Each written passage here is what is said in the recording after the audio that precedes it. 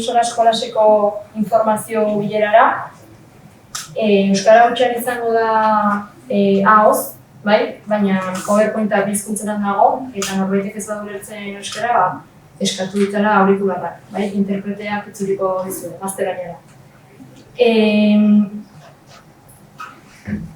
Norbait ez bada etorri edo ikusteko aukera izango du.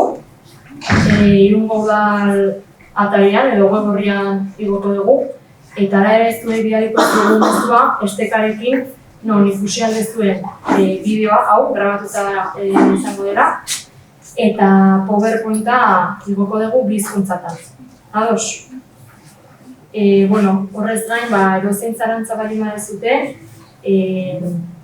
bilera honen amaieran egin lasai, eta bestela gero jarriko aterako dira korreo elektronikoak eta horrela ere posiblea zute bidali zuen zalantza edo galdera. Ni Maialen naiz, Euskara Zerbitzuko Normalizazio Teknikaria, eta hau ezten enpresako langilea dira, Olaia eta Inigo.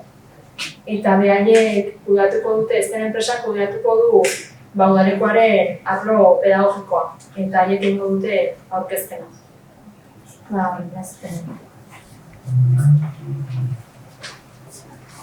Ondo.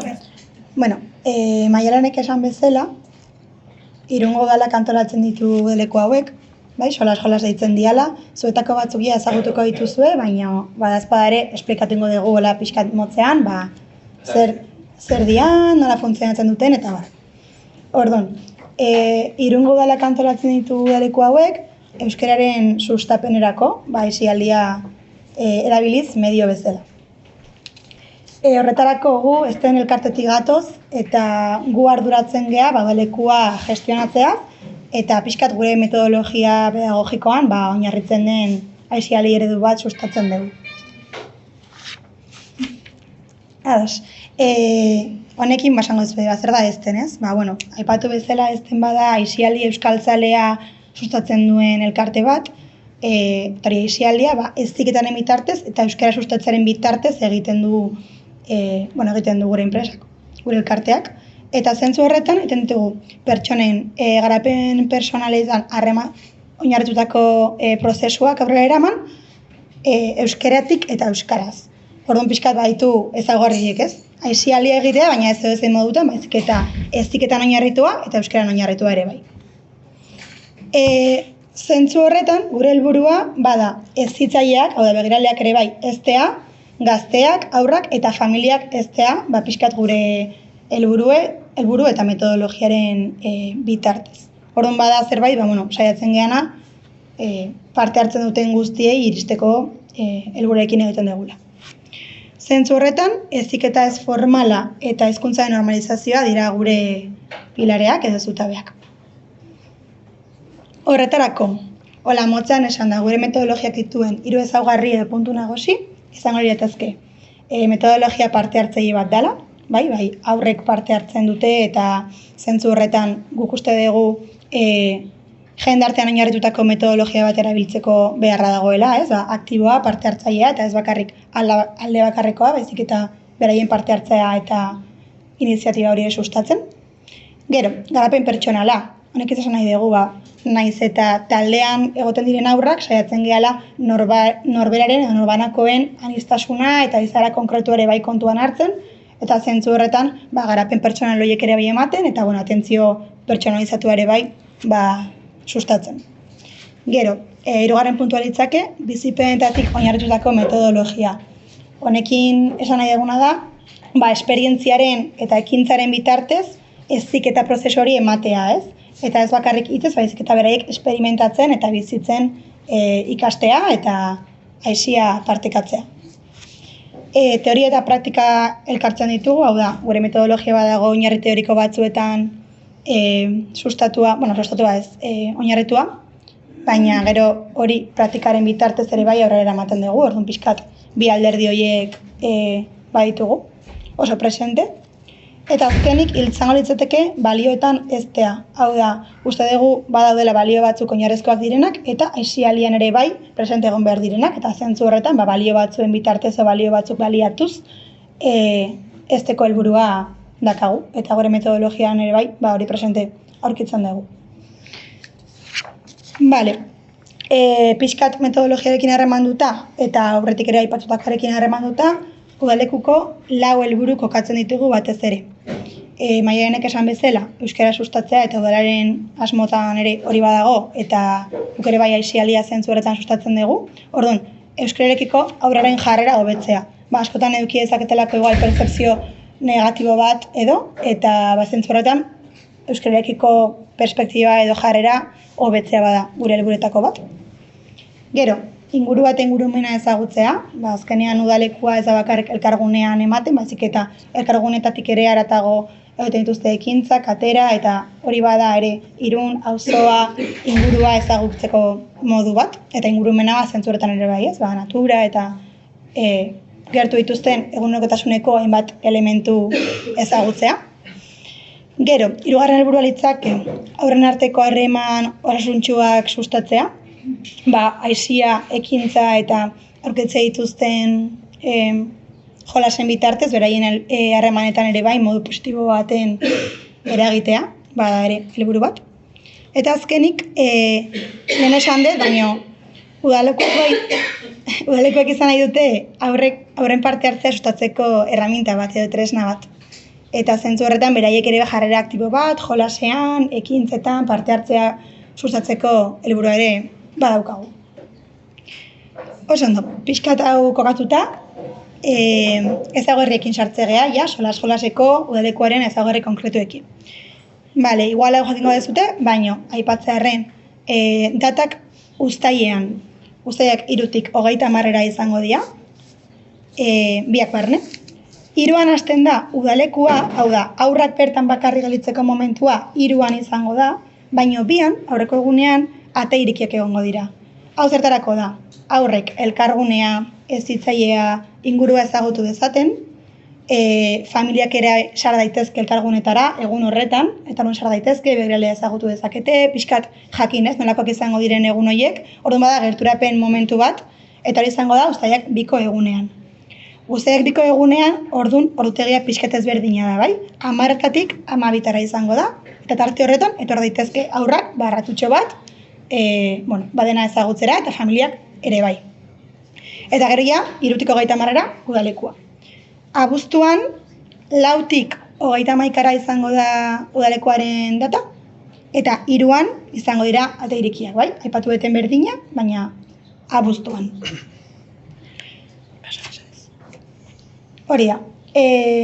Gero, ordutegiari dagokionez, behin udalekua hasten denean, bai? Ate irikietan ez, ate irikietan 10-tik 12, baina udalekua hasten denean, aurrak 9-etatik ordu batak arte egongo dira, bai?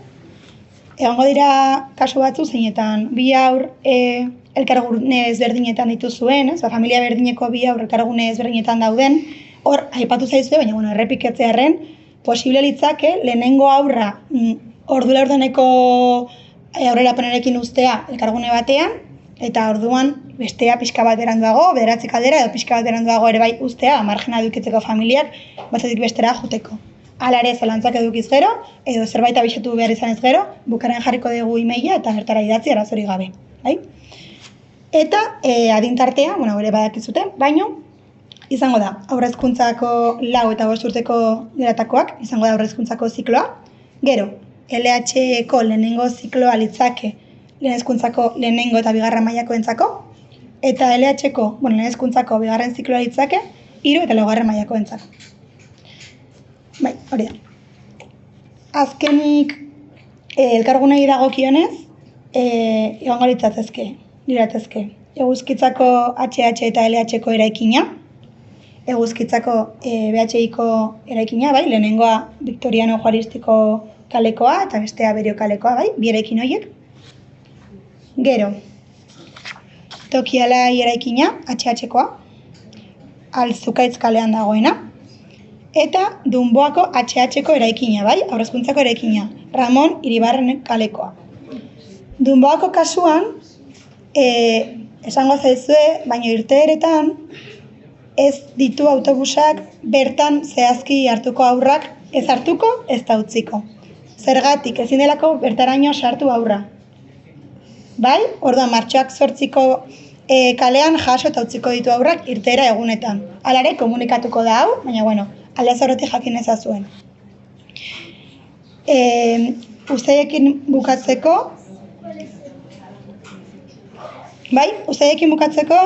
Txingudi, HH eta LH-ko eraikina egongo da, Jaizubia auzokoa, eta Belaskoeneako HH eta LH-koa, Marinel kalekoa. Azkenik, abuztuan haur guztiak eguzkitza HH-LH-ko eraikinean egongo dira, guztiok elkarrekin, bai? Haur gutxi direlako, eta bertan egongo gara, denok. Lasai, ze bukaeran, galderak balima daude, egingo dituzue lasai. Bai? Oso ondo. Antolaketarekin jarraituko dugu, bale? Orduan, guk antolaketa aire librean ibili eta kanpoan ekintzak kalean kanpoan egitea lehenetsiko dugu.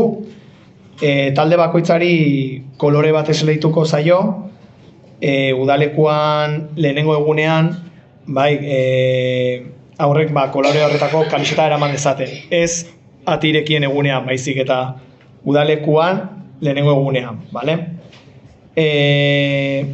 Gero, taldeak udaleku osoan zehar mantenduko dira, bai, eta hezitzaile berdina izango dute. Ez dugu aldaketari edukiko.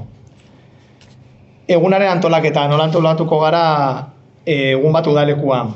Bale, ikusten duzuen bezala, goizeko 9:00 hasiko gara, bertan harrera egingo diegu aurrei, 9:00 eta 4:00 gutxi gora bera esnatze jolas batekin hasiko gara, 9:30 lehenengo ekintza nagusiarekin, 11:00 aldera 11:00 egingo dugu, 11:30 berriro ekingo diogu eguneko bigarren ekintzari, eta 12:30 aldera gutxi gora bera, eguna bukatzen juteko, sentimenduen txokoa landuko dugu eta horrekin batera agurra izango da.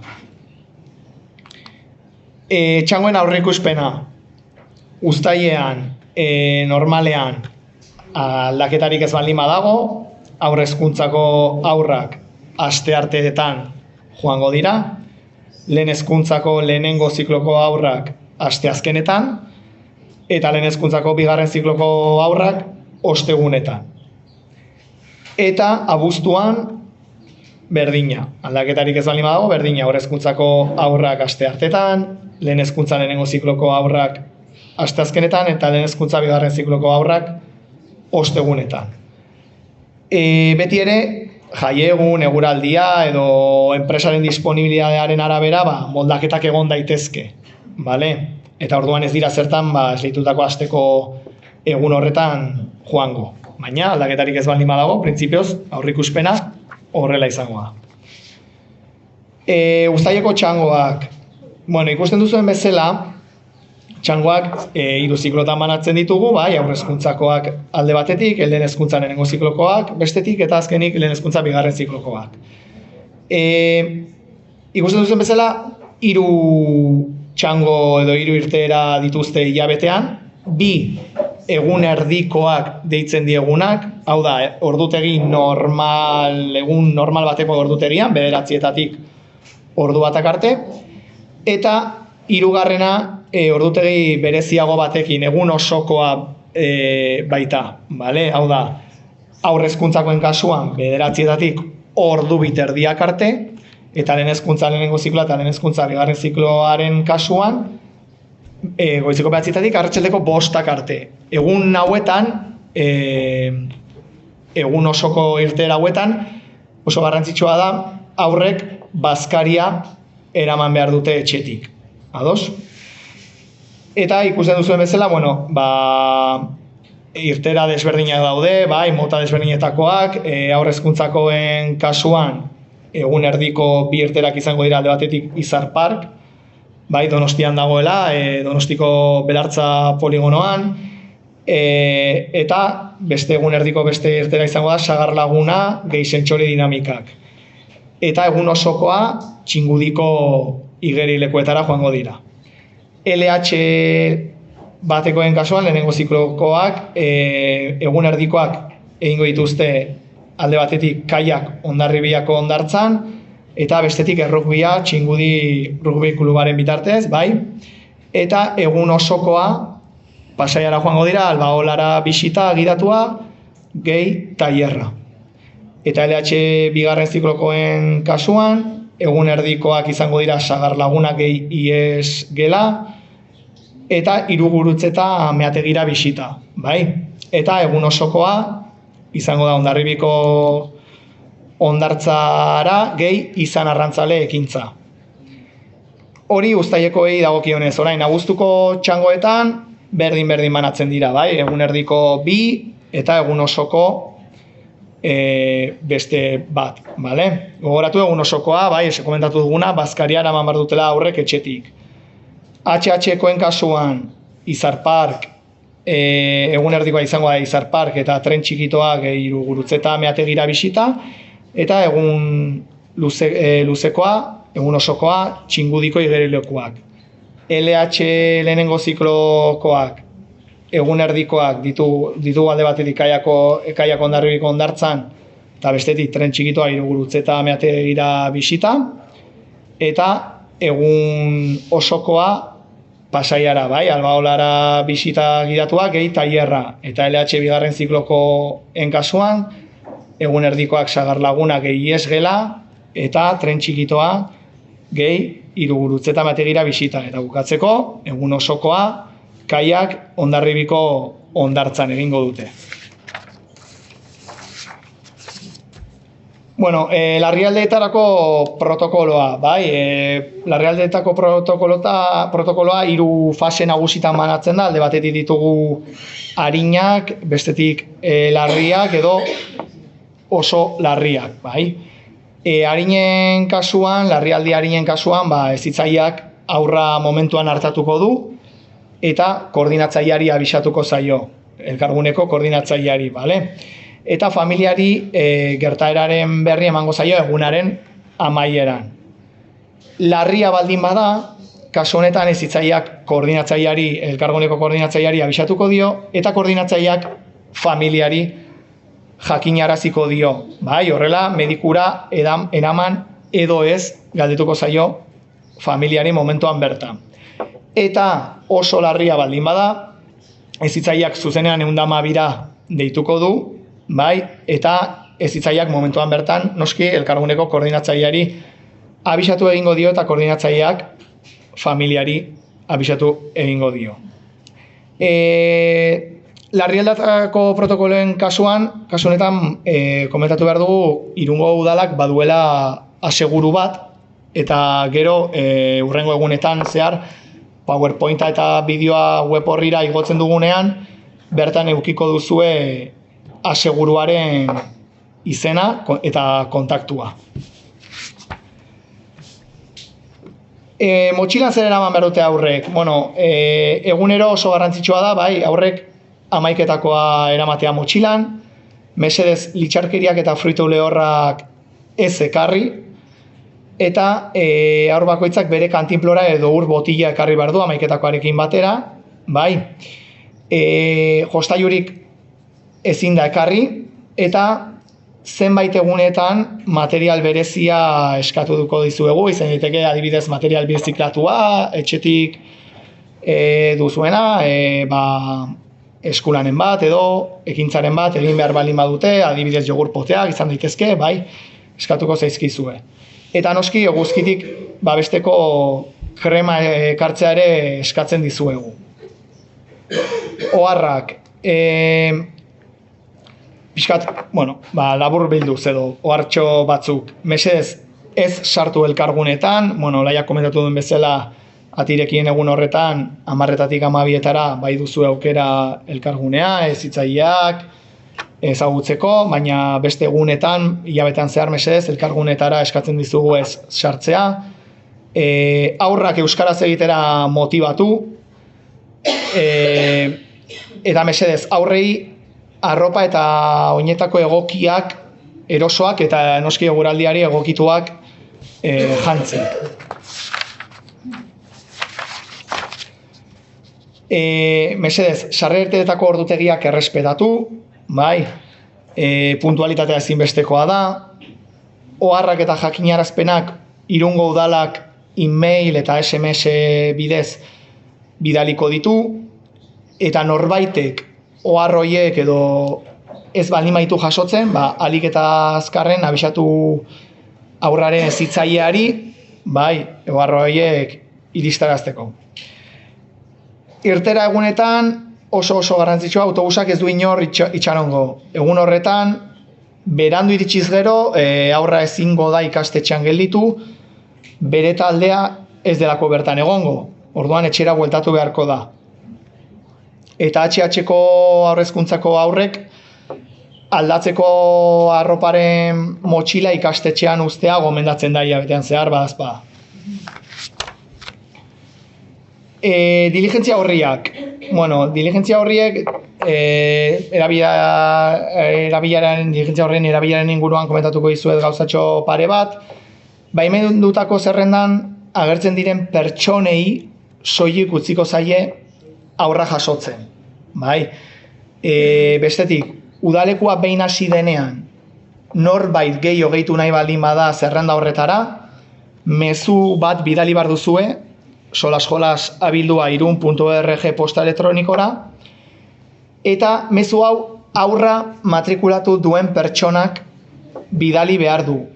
Ados, edo diligentzia horriren bat bete beharko duzu elkargunean bertan, koordinatzaileak emango dizue eskatuz gero, emango dizue eukiko dituzte bertan diligentzia horriak.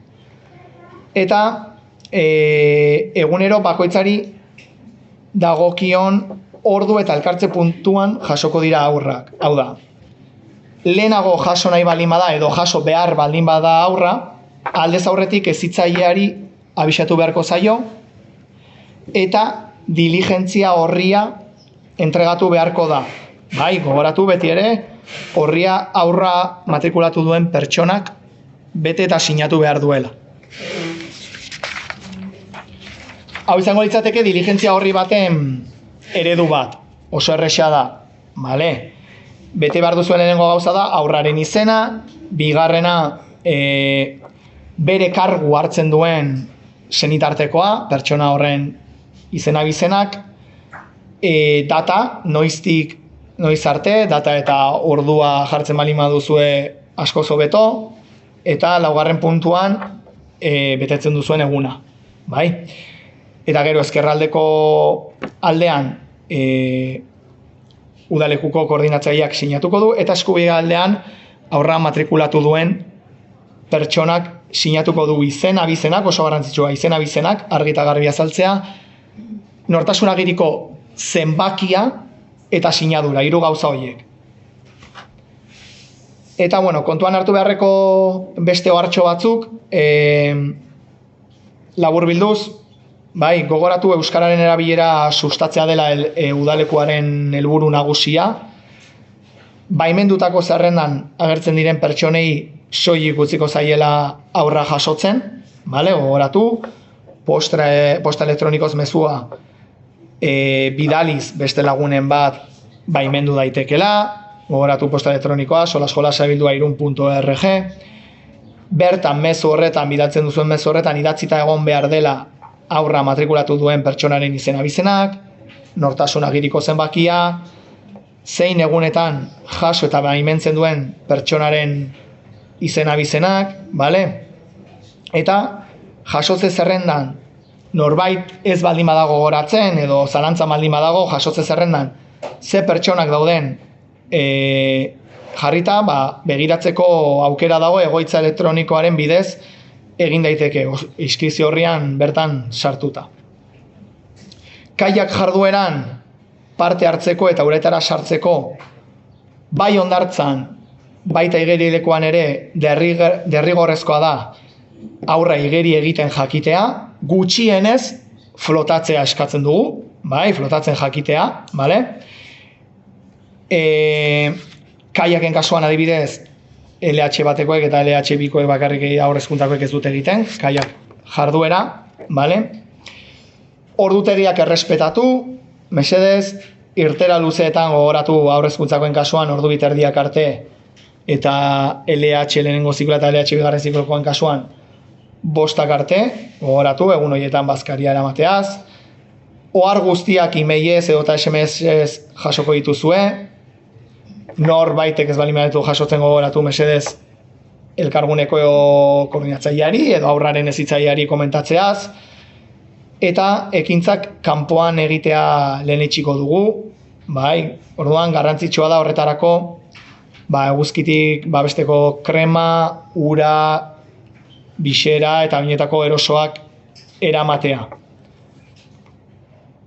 Azkenik, harremanetarako, zalantzaren bat baldin baduzue, galderaren bat, edo zertarako, euskara zerbitzuarekin kontaktuan jar zaitezkete, e-mail bidez, solaskolasabildua@irun.org edota telefonora deituz, 943 berrogeita 82 telefonora deituta. Orain edozein galdera, zalantza baldin baduzue, komentatuko dugu lasai asko. Galetzen zuten txangoak noiz egingo ditugun, esan dugu hori lehenengo astean pare bat egun bakarrik direla, orduan printzipioz uste dugula 2., 3. eta 4. astean direla, hala ere zehaztuko ditugula datak zehazki edo helaraziko zaizuela. Abizatzeko, zerbait pasatzen bada, eta ez dugu bidali ezer, e-mail eta posible da jasotzea, osea, si surge algo de repente. Eta? Adibidez, ez dakit, trafiko asko baldin badago, eta asko batean baldin bazaudete edo. Edo ateratzeko. Ateratzerako garaian, ordu batean, baduzu aukera, zerrendan ez badagoen norbaitek jaso behar baldin badu haurra, momentuan bertan baduzu aukera deitzeko euskara zerbitzura edo e-maila. Idatzi, barkatu, idazteko, zuzenean idatzi e-maila, deitu ez. Momentuan baduzu aukera idazteko, hori da, Haur hezkuntzakoen kasuan, gomendatzen dugu hilabete osoan zehar motxilan batean edo bertan elkargunean uzteko, hobeto erosoago, eta gero ja beste motxilan komentatu duguna, egunerokoa. Baina, hilabetean zehar horrela hobeto hor gelditzen da, eta... Galdera bat, arazo baldin badago hizkuntza berezia egin, autismo gizeko da, arazita ateratzen bada zuek deitzen duzute bereila, uni hartzeko zerbetola. Deituko dizuete etxera, jarri dizute telefono zenbakira. Deituko dizuete erosko. Eta ofizinako egunean, esan dezute, izan dute flotatzen, ezin gara sartu ez, eta txikian hori dute eguan. Printzipio da kaiak jarduerarako. Egilekoan oso gutxi irakurtu sartu daitezke, hori da, txikian. Txikian, Gainera, hondartzan edo pizzinan daudenean, begiraleak berarekin sartzen dira beti, eta ez diaino sartzen hemendikan gora. Osea, egoten dira... Magnituak baldin badituzte eramateko. Amaieran egin galdera, eta bestera amaitutaren dugu txilera, eskerrik asko entzutagatik eta ezintzarotzea, orain bukaberan edo bestera bairatzik horrela edo ditu telefono zenbakira. Eskerrik asko. Eskerrik asko.